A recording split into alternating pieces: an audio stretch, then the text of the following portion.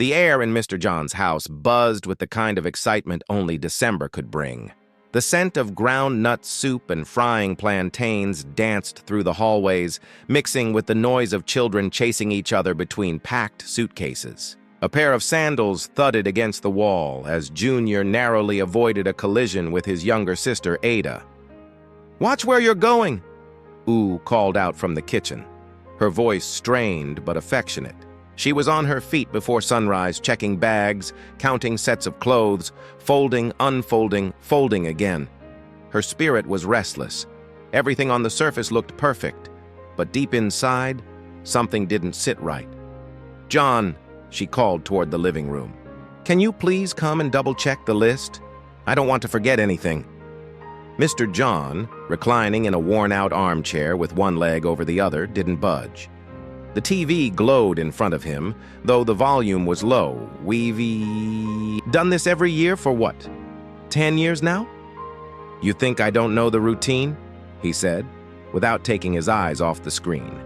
You wiped her hands and came into view, her expression calm but firm. "I know, but something feels different this time.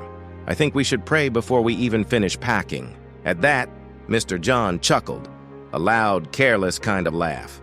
"Oh, ooh, you and your prayers. God knows we're traveling. We don't have to wake him up to inform him." "I'm serious," she said, her eyes not blinking. "Just a few minutes, as a family. Let's do it now." But he was already waving her off. "Please, please, stop disturbing me. You've been acting like this for days now. We're going to the same village, the same road. It's not like we're traveling to war." Later, that evening, as the children gathered to eat, Ooh knelt in her usual spot near the dining room table, eyes closed, lips moving silently. She didn't wait for anyone to join her anymore. Over the past year, her children had learned from their father how to roll their eyes and say, "Mama, must we pray again?" She didn't reply to them, not with words. Her voice went elsewhere. "Lord, I place them in your hands," she whispered. "Even when they do not ask for protection, let your mercy cover them." Mr. John passed behind her on his way to the kitchen. "Talking to your invisible bodyguard again?" he muttered with a smile. She heard it. She let it pass. 2 days later, on a Tuesday afternoon, the skies were a dull, lazy gray, threatening rain that never came. Mr. John had just finished work and was heading home, mentally ticking off all that was left to do. Fuel the car, check tire pressure, maybe grab something from the market. As he turned onto a narrow street shortcut, he noticed an old woman by the roadside, waving her arms slowly, like someone brushing away smoke. She wore a faded orange wrapper tied tightly around her waist, a small woven basket under one arm. Her feet were bare, but she stood upright like a tree that had seen many storms. Mr. John slowed to a crawl and rolled down the window. "Mama, where are you going?" he asked. The old woman smiled gently, almost sadly. "Just the next street, my son. My knees won't carry me that far today." "No problem, hop in," he said, unlocking the passenger door. The ride was quiet, uncomfortably so. The radio was off. The old woman didn't look at him. Only the low hum of the engine and the occasional bark of a stray dog outside kept the silence from choking the cabin. After a while, she cleared her throat. "My son," she said, "I hope you will not be angry with me." Mr. John glanced at her. "Why would I be angry, Mama?" She took a breath. "This Christmas, you must not travel to your village." He blinked. "And if you must go," she continued, "you and your family must pray. And fast. There is danger on the road ahead." Mr. John stared at her, a laugh threatening to spill out. "Ah, Mama, you're one of those, eh? The village prophets." He chuckled. "You want to stop my family from going to enjoy Christmas? This is not our first journey. We've done this for years. Nothing will happen." The old woman's face tightened. Her lips pressed into a thin line. Her voice remained calm, but her eyes had sharpened. "I've said what I was sent to say. The rest, is no longer in my hands." A chill passed through the car, though the windows were shut. Mr. John suddenly felt cold sweat on his back. When they reached her stop, the woman stepped out and turned to him. "Thank you for the ride. But remember my words, pray and fast, if you must go." He gave a polite smile and a short wave.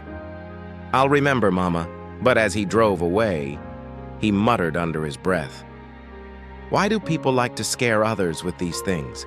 Pray and fast. Nonsense." Still, he couldn't shake the feeling. Her words clung to him like a spider's web. They didn't break off easily. That night, Oo was folding the last set of children's clothes when Mr. John walked in. "You'll never believe who I gave a ride today." She looked up. "Who?" "Some old woman. Said we shouldn't go to the village unless we pray and fast, that there's danger ahead." Oo's hand froze in mid-fold. "What did you say to her?" she asked slowly. "I said no problem. Thanked her for the advice. But you already pray enough for the whole neighborhood, so I think we're covered." Oo didn't smile. "I think we should listen," she said softly. "Just this once, let's take it seriously. Something doesn't feel right." John exhaled loudly and shook his head. "Ooh, I don't have time for paranoia. We'll go. Enjoy Christmas. Come back. And you'll see there was nothing to worry about." She nodded slowly, but her eyes said more than her lips ever could. The house grew quiet that night. The children had finally gone to bed, the lights were dimmed, and the bags sat by the door like obedient guards waiting for command. In the stillness, Oo knelt again, this time beside the packed luggage. "God," she whispered, "I don't know what is ahead, but you do. Don't let me lose my family." Outside, wind rustled through the mango tree in the yard. Somewhere far off, a dog barked once, and then silence returned. But something had changed in the air. And deep down, even Mr. John could feel it. The village of Umuaku wore its dryness like a second skin. Dust curled up in the air with every footstep, coating rooftops, market stalls, and the hearts of those who had watched too many harvests fail. The wind carried not cool relief, but whispers, gossipy, bitter, and stale. Among them sat a woman whose heart had dried long before the land did. Mama Amaka. She sat on a low wooden stool outside her mud house, eyes locked on the twisting road that led into the village. Her fingers worked slowly through a tray of ground nuts, but her mind was elsewhere. 5 days from now, her stepson would arrive again. Mr. John. Always early, always shining, always celebrated. Her lips tightened. She could already see it. The gleaming car pulling into the square, neighbors rushing out with wide smiles, children waving like flags in the wind. John would step out tall, confident, laughing like his father used to. His wife, Oo, dressed in matching lace. His children, glowing with city polish, handing out biscuits and sweets like royalty. And her own sons. Chukwudi had sent a message last week. He might not come home this year. Again. No transport fare. Emeka hadn't spoken in 2 months, probably too ashamed to show up empty-handed. The last time he came, it was on a bicycle with a broken chain. Her teeth clenched as she crushed, a ground nut between her fingers. "Every year," she muttered, "every year they come to parade their success before us, and I must smile, I must cook, I must clap." She stood abruptly, knocking the tray to the ground. No more. From inside the house, her friend and neighbor Mama, Ezzy, poked her head out. "What's the matter, Amaka?" Mama Amaka turned to her, her eyes dark and glinting. "Come, sit. I have something to say." They sat under the old mango tree by the well, away from the ears of passers-by. The birds overhead had gone silent, as if sensing something unnatural in the air. "I cannot take it anymore, sister," Mama Amaka said. "This year, John and his family must not come. I will not sit and be shamed again. Mama Ease, a woman, with lips like sharpened knives, gave a slow nod. You've endured more than most. Your sons, good boys. But look at how people praise John. They speak his name like he's a king. He is not my blood, Mama Amaka spat. Yet he is, the one who shines, as if my sons are nothing but shadows. What will you do? Mama Ease asked carefully. There is a way, but I cannot go alone, Amaka said, her voice low, heavy with intent. Mama Ease sat up straighter. You're not talking about... I am, Amaka confirmed. We will go tonight, into the forest. The path into the woods was one that few dared tread after sunset. The trees grew so close together they looked like whispers holding hands. The deeper they went, the colder the air became, though there was no breeze. The wind had died at the forest's edge, as if refusing to witness what would unfold beyond it. Mama Amaka walked with purpose, her wrapper tied tightly, her feet steady despite the twisted roots and thorny branches. Mama Ease followed, glancing back every few minutes as though shadows might be trailing them. Finally, they reached a small hut barely visible behind a curtain of vines. No door, no windows, only silence and a strange, pulsing energy. Wait, Amaka said, holding up a hand. She knelt and pulled a small cloth bundle from inside her blouse. His shirt, she said, from last Christmas. I told him I'd wash it for him before he left. They stepped forward.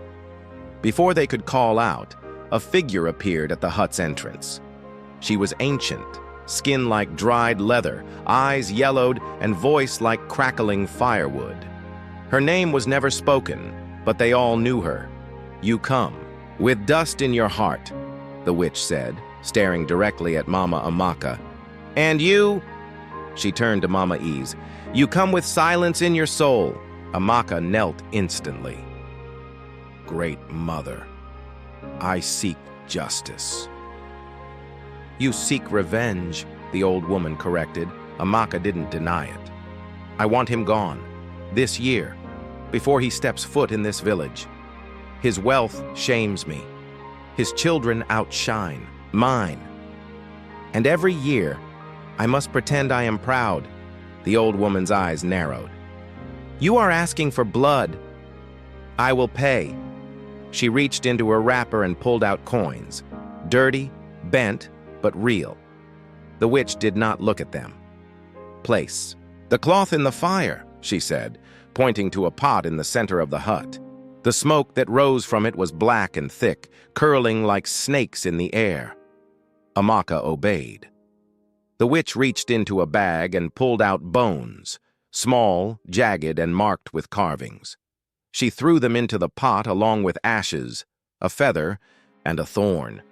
The air changed. The smell of burning cloth turned into something fouler, unnatural. The old woman began to chant. Her voice rose and fell like wind through dead trees. Mama Ease held her breath. They will not reach, the witch intoned. The road will eat them. Fire will greet them. The end shall come before they arrive. As she spoke, the flames turned, green, then blue, then vanished altogether. The pot let out a loud crack, then silence. It is done, the witch whispered. Amaka exhaled slowly, her face calm now. Too calm. Thank you. The witch said nothing. As they left, the wind finally returned, but it was sharp and cold, biting their skin. The trees leaned in, whispering again. They had seen what was done. The next morning, Amaka was sweeping her compound as if nothing had happened. Chickens pecked at the edge of her veranda. Children played in the distance. But her mind was already 5 days ahead, imagining the call. There's been an accident. She smiled. Let them come now. Let the villagers wait with plates and praise. Let them stand by the roadside and see nothing. Let John's name fade like smoke. 2 days before Christmas. The house pulsed with energy. The bags were packed, zipped, and lined up by the front door. The children bounced from room to room, dragging snacks and toys, chattering about who they would race with in the village, which cousin they would beat in a game of suey, and how. Many mangoes they would pluck from the orchard behind Grandma's house. Mr. John walked outside, keys in hand, humming a high-life tune. He opened the car door and slid into the driver's seat with the practiced ease of a man who had done it 100 times. Turned the key. Click. He paused, frowning. Turned the key again. Click. Click. A weak cough from the engine. And then silence. He sat up straighter, turned it a third time. Nothing. What kind of nonsense is this? He muttered. He got out, popped the hood, and stared into the maze of wires and metal as though it might confess what had gone wrong. From the front window, Ooh watched in silence. Her hands pressed against her chest. "John," she said gently, stepping outside. "Let's not force it. Maybe God—" "Please don't start," he snapped, wiping his hands on a rag. "This is not about God. It's a mechanical issue. I drove this car yesterday without a single hiccup. Maybe the battery is acting up." "But we prayed," she said softly. "You prayed," he corrected. She said nothing. An hour later, a mechanic arrived, short, broad-shouldered, with greasy overalls and a toolbox that clanged with every step. He circled the car, fiddled under the hood, disconnected and reconnected wires, ran diagnostics the old-fashioned way. After a while, he stepped back, shaking his head. "Oga," he said, wiping sweat from his brow. "The engine don't knock. It's gone." Mr. John blinked. "Gone? How?" "It's like it gave up," the mechanic said. "No warning, no overheating, no oil leak, just dead. I've never seen anything like it." Mr. John felt a chill crawl up his spine. He glanced at Ooh, who stood behind him silently, her eyes filled with something that looked like certainty, not surprise. "God knows why," she whispered. He turned on her like a lit match. "Please, enough of that. God doesn't go around killing car engines." She met his glare with quiet patience. "Maybe he's keeping us from something." Mr. John threw up his hands. "What exactly are you suggesting? That we cancel Christmas because a car won't start?" "I'm suggesting we pause. Pray. Ask. I've already decided," he snapped.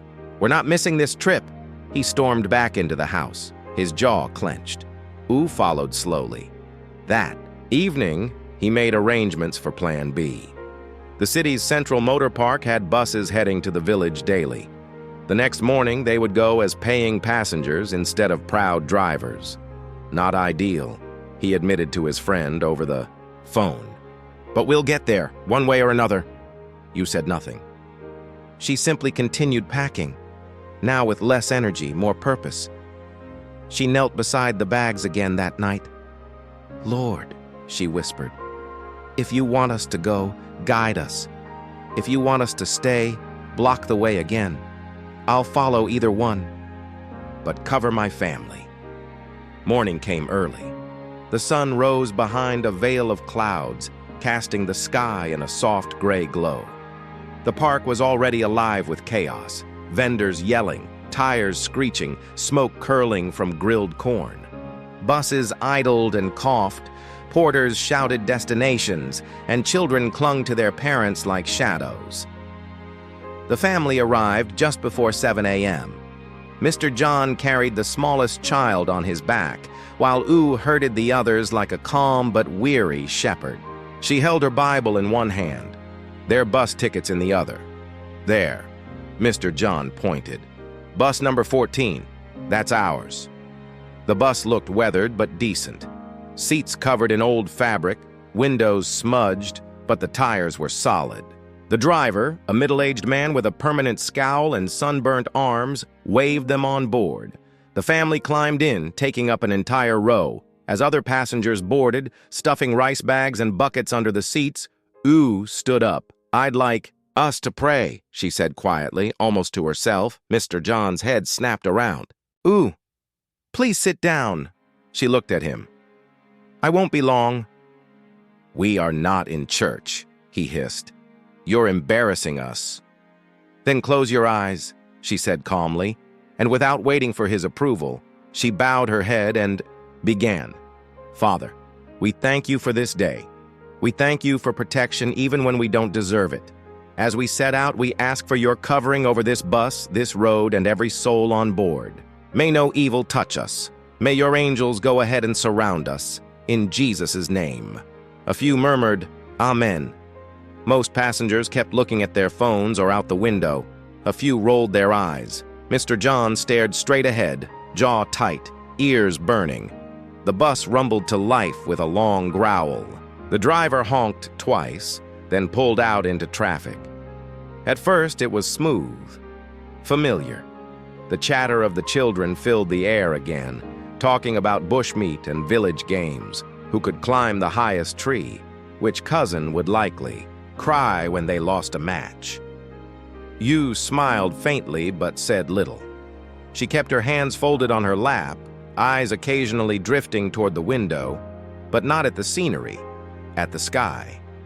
The clouds were gathering, thickening, moving like heavy curtains, closing over a stage. Hours passed. The road began to stretch. Long, winding bends gave way to sharp curves and sudden slopes. Palm trees thinned. The laughter inside the bus started to fade. Mr. John checked his watch. They should have passed the toll gate by now, but he didn't recognize any landmarks. "Driver, are we still on the regular route?" he asked. The man glanced at him in the rearview mirror. "Yes, sir. Just a little diversion because of construction." "Okay," Mr. John said, but something inside him stirred uneasily. Beside him, Yu turned her head slowly and whispered, "Do you feel it?" He frowned. "Feel what?" "The air. It's heavier." He said nothing, but she wasn't wrong. The children had fallen quiet, dozing off one by one. Even Mr. John felt his eyelids getting heavier. The hum of the engine began to sound like a lullaby. Then something shifted, barely perceptible at first. Just a tremor in the floor of the bus. Then a sound, a subtle metallic strain, like the groan of a machine struggling against itself. The driver frowned, his hands tightened on the wheel. "Is something wrong?" Mr. John asked, sitting up. The driver didn't answer right away. Then, just one sentence. "The brakes feel soft." The silence that followed the driver's words was unnatural. "The brakes feel soft." Just 5 syllables, but they turned the air brittle. Mr. John's blood ran cold. He sat up straighter, peering toward the front, his hand now gripping the seat in front of him. The driver's shoulders were tense, hands moving cautiously on the wheel.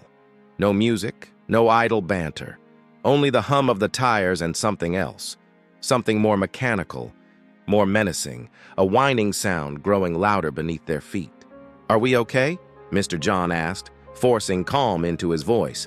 The driver didn't respond. Instead, his foot tapped the pedal again. The bus dipped slightly. No response. He tried the emergency brake. Another failure. His jaw tightened. Then he shouted, "Everybody, hold on! The brakes are not working!" The words sliced through the cabin like a whip. Panic broke instantly. A woman screamed from the back. Another grabbed her baby and began praying in tongues. The bus began to accelerate, not wildly, but steadily, like a creature gaining confidence with each breath. They had entered a descent.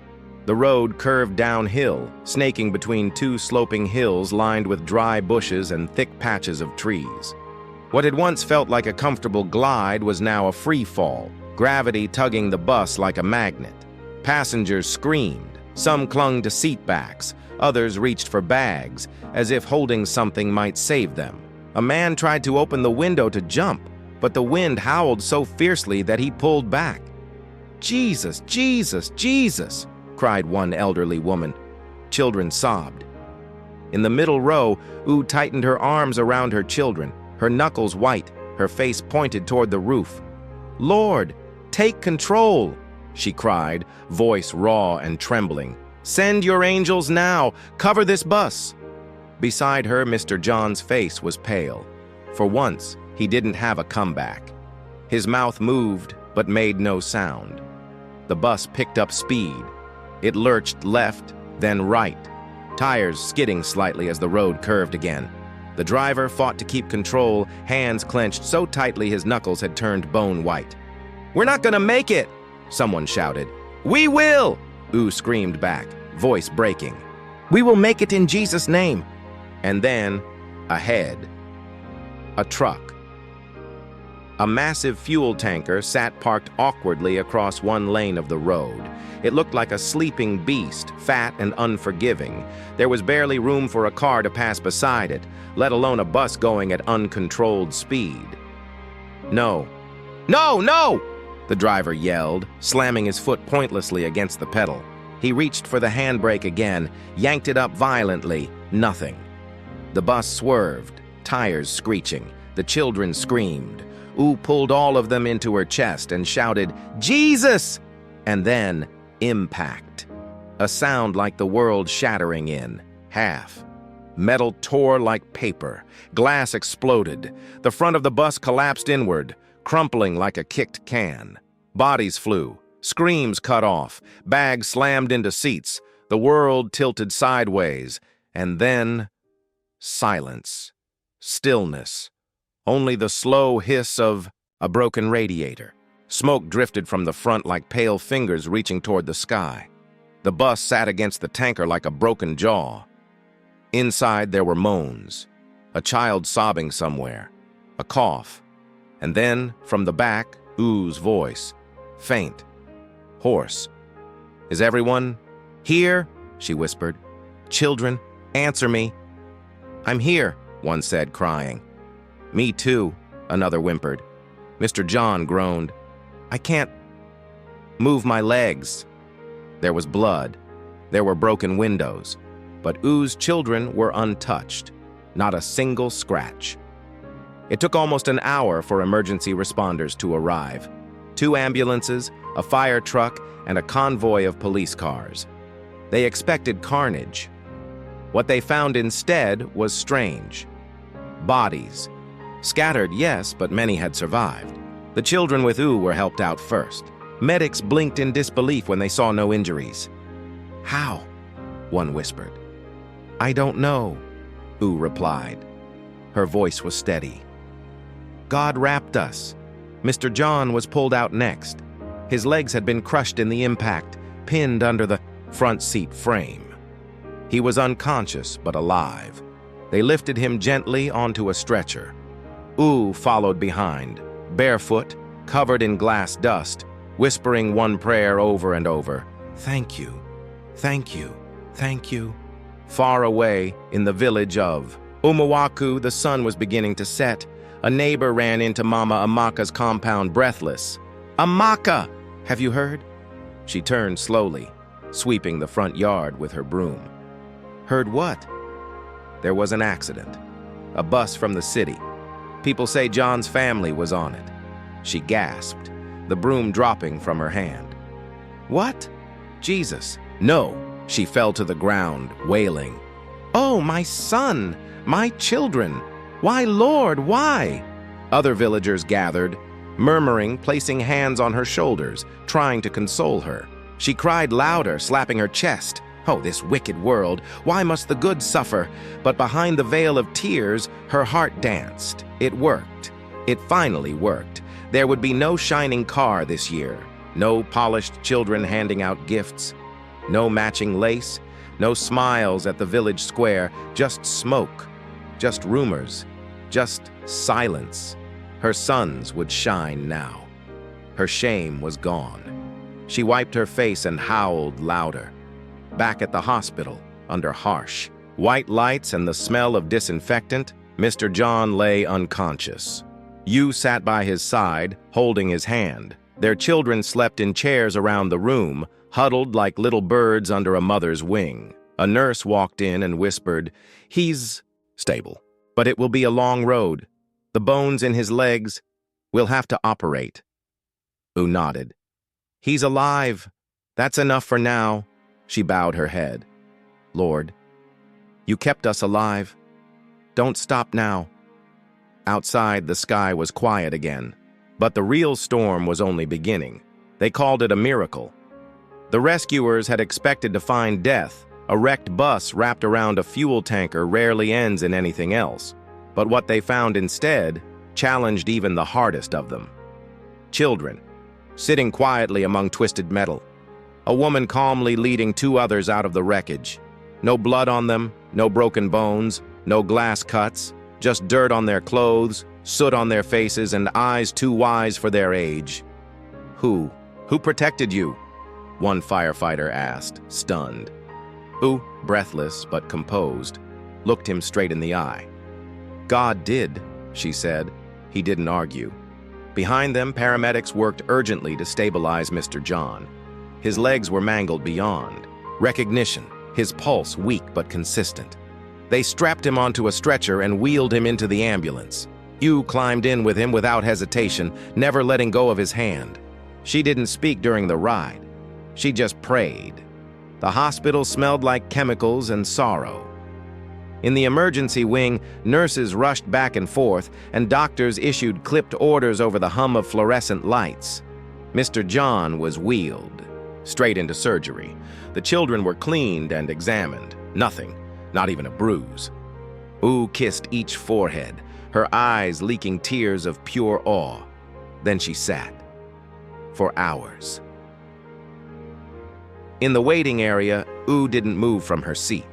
Her knees were pulled up to her chest, her Bible clutched in her lap. A nurse came to offer water. She thanked. Her butt didn't drink. Her spirit had taken over. Her body was just waiting for news. It was deep into the night when a doctor finally approached her, face drawn and hands gloved. He's stable, the doctor said, but his legs are beyond repair. We had to amputate both below the knee. I'm sorry. Ooh nodded slowly. Her lips trembled, but her voice held. Thank you for saving his life. The next morning, the hospital room smelled of bleach and sleep. Mr. John was still unconscious. The machines around him beeped steadily. His feet were gone, but his heart kept beating.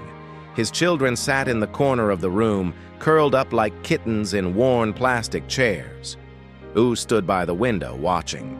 The city wake up, horns honking, street hawkers shouting, taxis rushing past. Then, a rustle behind her. She turned. The door creaked open. A figure stepped in quietly, her presence stronger than her footsteps. The old woman, the one from the roadside. She was dressed in the same wrapper, the same woven slippers, her hair tied in the same way. But now she carried an energy that made the air shift. Ooh stared. Do you remember me? The woman asked softly. Mr. John stirred in the bed, his eyes fluttering open. His voice was dry and cracked. Mama. The old woman stepped forward, taking a chair beside his bed. You did not listen to my warning. He tried to speak, but emotion choked him. She continued. I told you there was danger ahead. I told you to pray, to fast. You ignored it. You mocked it. He closed his eyes, tears beginning to fall. The woman turned to Ooh and gave a small nod. But your wife, she stood in the gap. Mr. John's eyes locked onto Ooh. He looked at her like he had never seen her before. It was her prayers, the old woman said, her voice like wind through dry leaves. They formed a wall around your family, a shield. That is why the children walked away untouched. That is why you are still breathing. A long silence stretched through the room. Mr. John swallowed hard. I was a fool, he whispered. All these years I laughed at her. I rejected what she carried.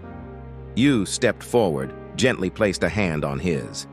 I never stopped praying for you, she said. Even when you rolled your eyes, even when you made jokes. I don't deserve that kind of love, he said, his voice cracking. She smiled gently. None of us do. That's why it's called mercy. The old woman stood slowly. "One more thing," she said. "The crash was not an accident." Mr. John blinked. "What?" "Your stepmother, Mama Amaka. She cursed you," he gasped. Oo's breath caught. "She went into the forest," the woman said. "She took something of yours, a piece of your shirt. She brought it to those who deal in shadows." Mr. John clenched the bedsheet in his fist. "She tried to kill me?" "She tried to kill your light," the old woman replied. "But God, He blocked her, because of your wife's covering." He was crying openly now. "I should have prayed with her. I should have listened to you. I should have—" "Start now," the old woman interrupted gently. "Start today." With that, she turned and walked to the door. As she opened it, sunlight poured in. She stepped into it and vanished into the hallway. Mr. John wept into his palms. Yu sat beside him and wrapped her arms around his shoulders. They didn't speak. They didn't need to. Faith had spoken loud enough. Recovery was slow. Mr. John spent the first few weeks in the hospital barely speaking. His body was sore, broken, but intact. His legs, however, were gone. The amputation had taken more than just flesh. It had taken pride, independence, identity. Yet something new began to rise in its place. Each morning, before the nurses came, before breakfast trays rolled down the corridor, Oo would roll his wheelchair close to the window, open her Bible, and pray out loud. And Mr. John listened. Then one morning, 2 weeks into recovery, he asked for the Bible himself. "Read too." "Me from Psalms," he said. You looked up, surprised. "You want me to read or—" "No," he said, voice still raspy but steadier. "I'll read it myself." She handed him the book. His fingers trembled slightly as he turned the pages. He cleared his throat and began, "He that dwelleth in the secret place of the Most High shall abide under the shadow of the Almighty." That was the beginning. By the time he returned home, Mr. John had changed, not just outwardly, but at the core. He no longer walked into a room first. He prayed first. He no longer scoffed at his wife's quiet whispers to God. He joined her, often louder than everyone else. It was awkward at first, leading family devotions with a body still adjusting to its new reality. But he did it anyway. Every morning at 6, before the children got ready for school, before the house filled with the noise of daily life, Mr. John gathered his family into the living room, sometimes in his wheelchair, sometimes lying on the couch, but always present. He read scripture, led worship, and prayed. And not once did he forget to thank God for the shield that had covered them. That first Christmas after the accident was spent in their home. No trip, no village visit, no celebrations in Umuaku. Mr. John refused, not out of fear, but clarity. He knew too much now. When neighbors asked why, he simply said, "We're celebrating from here this year." Only Oo and the children knew the full truth. Mama Amaka called several times that week, left voicemails filled with wailing and worry, pretending to be the grieving stepmother. Mr. John never returned a single call. He had forgiven her in his heart, but he could no longer share space with her spirit. Years passed. Mr. John adjusted to his prosthetics slowly. Some days were victories, others frustrations, but every step was laced with faith now. The man who once rolled his eyes at morning prayers now sat in the front row at church, often with tears rolling down his face. He gave testimonies. He told anyone who would listen, "I didn't walk out of that crash, but I walked out with something better. Faith, and I'll never trade it back for legs." Oo smiled beside him at every telling, sometimes holding his hand under the table. The children changed too. They began praying on their own. Each of them, Ada, Junior, and little Emika, had witnessed something they couldn't forget. They knew what a miracle looked like. They had seen one up close. They became the kind of children who prayed before exams, before meals, even before playing outside. The neighborhood noticed. Other families asked what had changed. Mr. John started hosting a small prayer meeting every last Friday of the month in their living room. At first, it was just 3 families. By the end of the year, chairs had to be rented. The room would be packed, windows open, people sitting on the floor, others leaning against walls, all to hear the story again. To hear how God made metal bend around a prayer. Mama Amaka passed away quietly 5 years later. Old age, no scandal, no public disgrace. Mr. John received the news on a quiet morning as he trimmed the hibiscus bush outside with a small pair of garden scissors strapped to his wrist brace. Yu came out with the phone in her hand. "She's gone," she said softly. He looked up, then looked down again. "I knew this day would come." She walked over and stood beside him. "Will you go?" He took a long breath. "Maybe." He returned to the village 1 year later, not in a polished car, not in pride, but with a gentle spirit. U came with him, as always, by his side. The children were older now, each taller, quieter, respectful.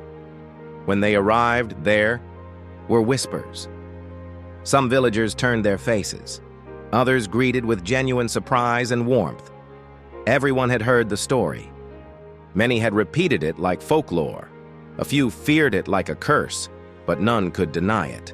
The family that should have died had lived, and they had come back, not to boast, but to forgive.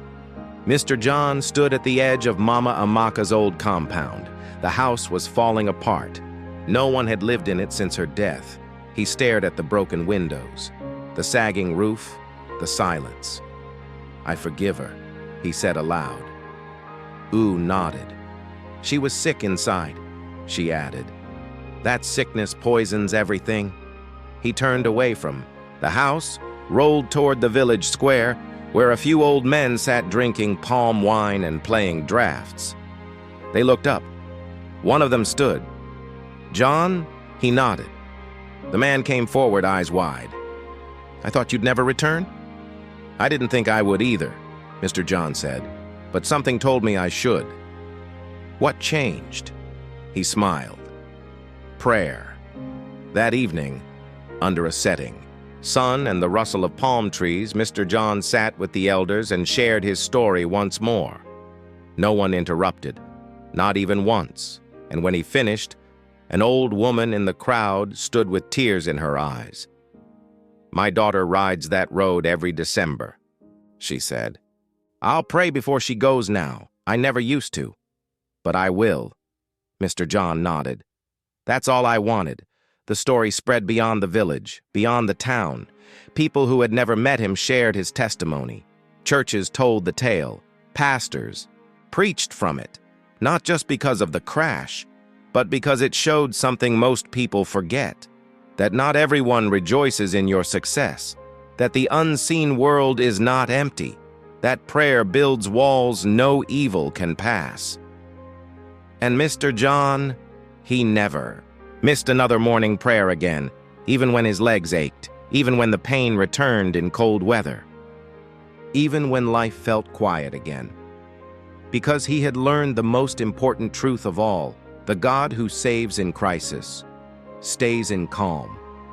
And the shield that once wrapped his family in that moment of terror, it still wrapped them every single day. If you watched until the end, comment the word shield, subscribe to the channel, and share this video with your family and friends.